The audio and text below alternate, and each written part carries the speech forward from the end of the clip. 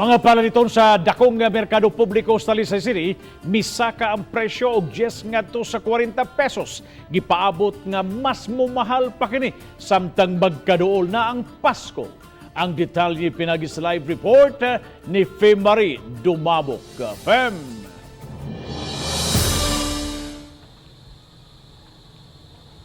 Yes, Bob. Sama sa ubang mga batakang panginahanglanon nga nagtaas na mga presyo, ang mga palaliton diha sa Tabunok Public Market ang sagad nagmahal na usab. Usa sa mga nagunang nagmahal ang presyo sa Tabunok Public Market maong karne sa baboy. Nagsugod kini sa naging bulan pa. Mato sa mga mamaligya ay nga tungod kini sa kanihit sa supply o kompetensya sa mga mamalitay og baboy nga taga Manila. Kaniadto nga tag 250 pesos ang kilo sa boneless, tiyan ug pork chop. Karon tag 280 pesos na. Ang supply sa baboy padung sa Manila. Tuo, mas mahal man ang dawat kaysa diri sa Cebu. Samtang presyo sa mga isda ug uban pang seafoods ni saka og tag 20 ngadto sa 80 pesos matag kilo.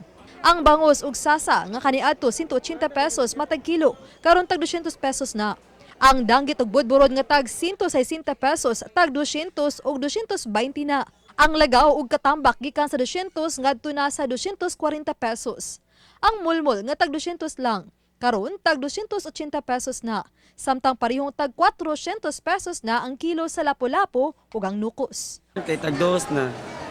Sa gari balik 180. Magdepende gyud sa presyo. Sa magmahal kay magnihit man ang isda. Samtang ang karning manok 5 ngadto sa 10 pesos ang pagmahal sa presyo matag kilo ug mapalit karon sa 160 pesos matag kilo. Every week pero by next week mopalit na mi para na sa Pasko. Oh, kay makasave. Ang lamas ug utanon 30 ngadto sa 40 pesos ang pagsaka sa presyo matag kilo. Sama sa sibuyas dahunan, bombay ug siling espada, talong, ampalaya, carrots ug repolyo.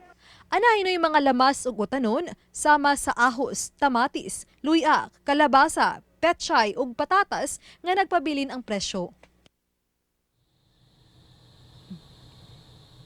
Bob, saysay sa mga mamaligya ay nga matag adlaw hangtod na sa bispera sa Pasko ug sa pagsugat unya sa bag-ong tuig ilan ang gipanlantawan nga padayon pang musaka ang presyo sa maong mga nahisgutang baligya. Bob? Dahan salamat, Femari Dumabok sa imong live report.